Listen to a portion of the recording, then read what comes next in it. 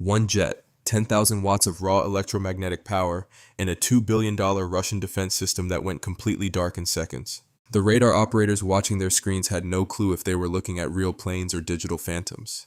And here's the wild part, this wasn't some classified black ops thing, this is standard American air warfare now. So stick with me because I'm going to walk you through exactly how the US pulls off what might be the most insane magic trick in modern combat.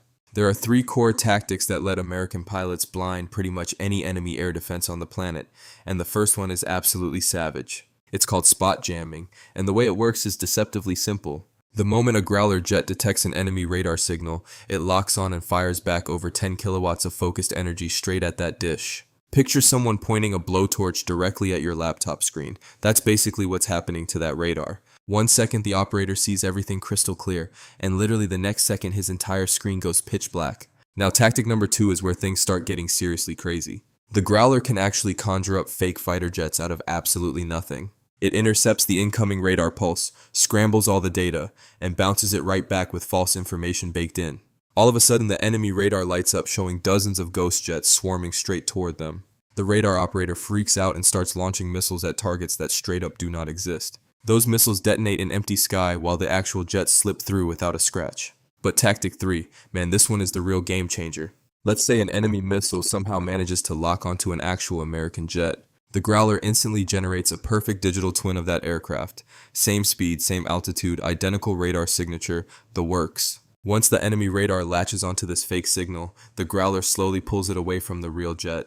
The missile ends up chasing a phantom while the actual pilot cruises off completely untouched. Now here's what most folks don't realize about all this jamming tech, it's definitely not foolproof. There's this thing called the burn-through zone, and it's where jamming gets real dangerous real fast. If an American jet gets anywhere between 20 to 60 miles from enemy radar, the raw power of that radar can punch straight through all the jamming. That's why these pilots have to fly this insane tightrope. Too close and you're toast. Too far and your jamming is useless. Alright, so let me break down how all of this actually plays out during a real mission. The Invisible War kicks off weeks before any fighter jet even leaves the ground. American spy planes and satellites hover just outside enemy airspace, silently collecting every electronic signal they can grab. They're basically hunting for the unique electronic fingerprint of every single enemy radar system. All that intel gets compiled into what's essentially a digital hit list for those radar installations. That data then gets uploaded directly into the targeting computers of the Navy's electronic attack jets. Meanwhile, back at command, military planners aren't just sketching out flight paths on some map, they're navigating a deadly three-dimensional maze of threat bubbles surrounding every enemy missile battery. They calculate the exact coordinates for safe zones where Growlers can orbit and blast jamming signals without getting shot down. These are literally the only spots in the entire region where they can operate and survive. When the strike package finally takes off, it's like watching a perfectly choreographed dance of destruction. You've got Growlers running electronic attack, F-35s and Super Hornets loaded with bombs, plus specialized jets carrying radar-killing missiles. Every single aircraft has a precise position, altitude, and timeline calculated down to the second. Zero guesswork, zero margin for error, everything has to hit perfectly. Alright, so 30 minutes out from target, this is where things really start heating up. The Growlers reach their standoff positions roughly 50 to 100 miles from the target zone.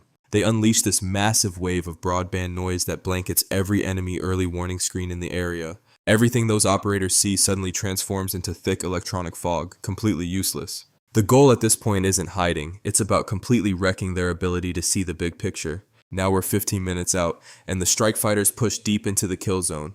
The Growlers move in closer to escort them, and the jamming shifts from sledgehammer to scalpel. They start injecting fake targets directly onto enemy radar screens while scrambling all the speed and distance readings. These operators are drowning in false signals with zero way to tell which blips are real and which are ghosts. And right here is where the enemy faces a completely impossible decision. If an operator figures out he's being jammed and cranks up his radar power to cut through the noise, he just made a fatal mistake. He basically painted a giant bullseye on his own position for everyone to see. American jets instantly fire harm missiles that ride that radar beam all the way back to the source. So the enemy's stuck with two terrible options: turn off your radar and go completely blind, or leave it on and get blown up. There is literally no winning move here, they're trapped either way.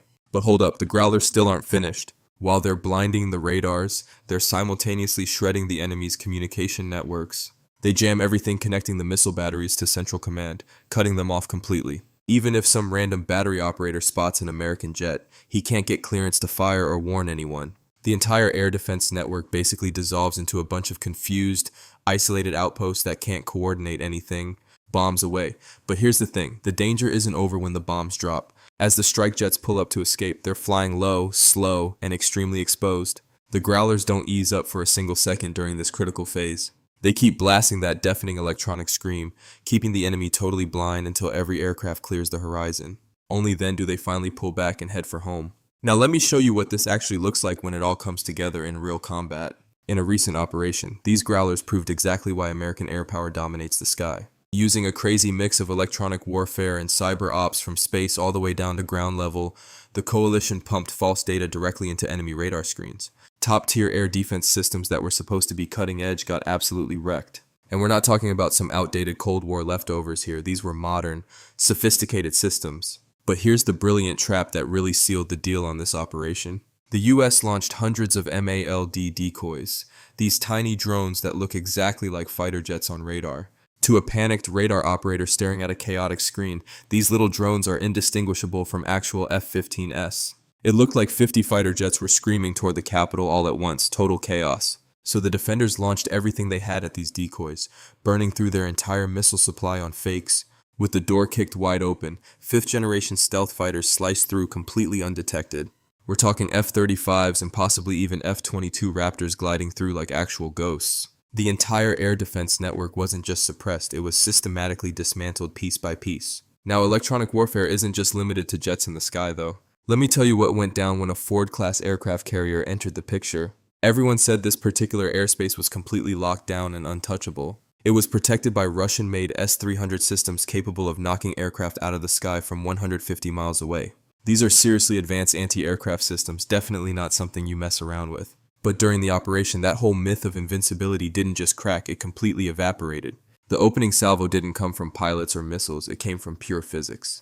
The USS Gerald R. Ford stationed offshore unleashed electronic warfare so dense that it didn't just jam enemy screens, it burned them completely white. The S-300 operators were totally blind before they ever saw the missiles coming. Then came the kinetic strikes with surgical precision from a destroyer. Tomahawk cruise missiles slammed directly into the radar arrays, and in an instant the eyes of the entire defense network turned into twisted scrap metal. But here's where electronic warfare gets genuinely terrifying, like next level stuff. Some of the most dangerous systems are those weird disc-shaped objects you see attached to Black Hawk helicopters. Military experts call these soft kill systems, and the way they work is absolutely wild. So how do these things actually function? The most likely candidate is something called a high-power microwave device that uses the Frey effect. The weapon fires a focused beam of pulsed microwave energy, not sound waves, actual microwaves. This beam passes right through the human skull like it's not even there. The microwave energy gets absorbed by water in brain tissue and fluid in your inner ear. This causes rapid heating of the tissue, we're talking less than 1 degree, but that sudden expansion creates a pressure wave inside your skull. The target hears sounds, clicks, buzzing, maybe even a roar that originates inside their own head, completely bypassing the eardrums. If the frequency matches the resonance of your inner ear, you experience immediate intense vertigo out of nowhere. At higher power levels, that rapid tissue expansion can rupture capillaries, leading to nosebleeds and internal damage. There's also another possibility, a weaponized infrasonic pulse emitter.